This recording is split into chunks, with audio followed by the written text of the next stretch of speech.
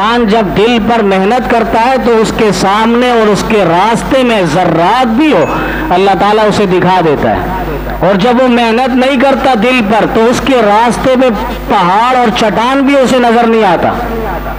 مفسر قرآن حضرت مولانا احمد علی لاہوری رحمۃ اللہ علیہ بہت بڑے ولی گزرے ہیں ملتان شریف کے، ان کے حالات پہ لکھا ہے کہ حضرت مولانا امین صفدر اکاڑوی رحمۃ اللہ علیہ ریلوے اسٹیشن سے جا رہے تھے سفر پہ، ان کے ہاتھ پہ ایک رسالہ نظر آیا، وہ رسالہ ریل کے اندر بیٹھ کر پڑھنے لگے، مطالعہ کرنے لگے، اور اس کے اندر مولانا احمد علی لاہوری رحمۃ اللہ علیہ کا کوئی قلم لکھا ہوا تھا، کوئی بات لکھی ہوئی تھی، اسے وہ پڑھ رہے تھے۔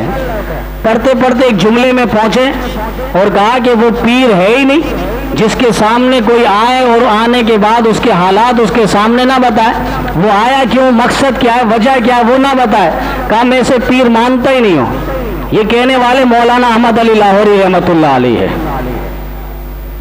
اب یہ امین صفدر اکاڑوی رحمۃ اللہ علیہ یہ بھی اپنے دور کے بہت بڑے مناظر اور بڑے عالم گزرے ہیں، بڑے عالم، جو آج بھی آپ دیکھیں مولانا الیاس گھومن صاحب جو اہل سنت کے سرخیل ہیں، وہ انہی کے شاگرد ہیں، بڑے بڑے اکابر انہی کے شاگرد ہیں۔ حضرت مولانا علی شیر حیدری شہید رحم اللہ انہی کے شاگردوں میں، مولانا امین صفدر اکاڑوی رحمۃ اللہ علیہ کوئی چھوٹے موٹے عالم نہیں تھے، انہوں نے دیکھا اور کالم پڑھنے کے بعد وہی لپیٹا اور چلے گئے۔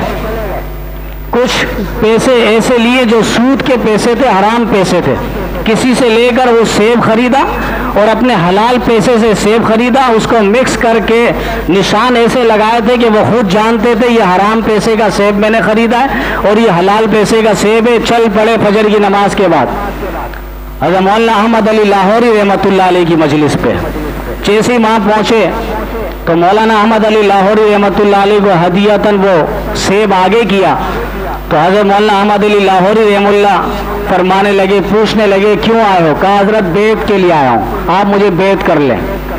کہا بیعت کرنے آئے ہو یا آزمانے آئے ہو؟ یہ کہتے کہتے حضرت جو ہے وہ سیب آگے پیچھے کر رہے تھے، دائیں بائیں کر رہے تھے کہ یہ حلال سیب ہے یہ حرام سیب ہے۔ کہا مجھے بیعت لینے آئے ہو، میرے بیعت کرنے آئے ہو یا مجھے آزمانے کے لیے آئے ہو؟ یہ سیب کیوں لائے ہو؟ کہا آپ کے لیے۔ کہا نہیں، مجھے آزمانے کے لیے لائے ہو۔ تم کیا سمجھ رہے ہو ہم دل کی کیفیات اور نور سے نہیں دیکھتے؟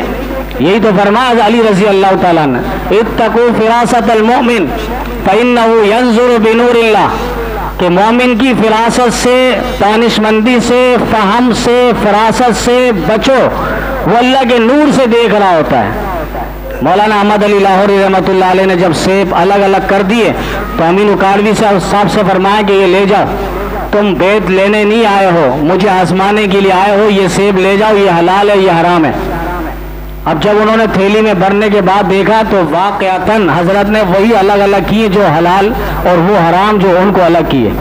اب دل میں اور جذبہ پیدا ہوا کہ اب حضرت سے تو بیعت کر کے ہی جانا ہے، لیکن حضرت بھی اس بات پر مصر ہو گئے کہ مجھے بیعت کرنا ہی نہیں ہے، آپ نکلے۔